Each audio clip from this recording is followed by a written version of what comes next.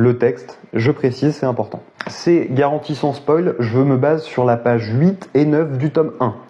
Vous êtes tranquille là-dessus. Alors dans l'ordre, comment souligner une blague en BD? La première chose importante, c'est que c'est une seule page. En fait, il faut tourner la page pour pouvoir atteindre la blague.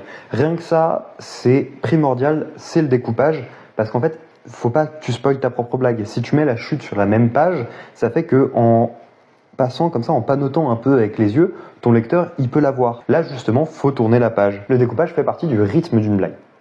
Et comme vous le savez, le rythme, c'est le truc le plus important dans l'humour. Et si le découpage, c'est le rythme, le style, c'est ton intonation. Les deux étant particulièrement liés, je vais plutôt voir ça en même temps. Le début est détaillé, si ce n'est onirique. On se rapproche petit à petit pour voir un vieil homme tranquillement chez lui, toujours plein de détails, en train de boire son thé dans un aspect très calme. Une fois qu'on est assez proche et que le focus est complètement fait sur ce personnage et ses yeux, on voit ensuite ce qu'il regarde. On voit une porte qui bouge, qui tremble, qui est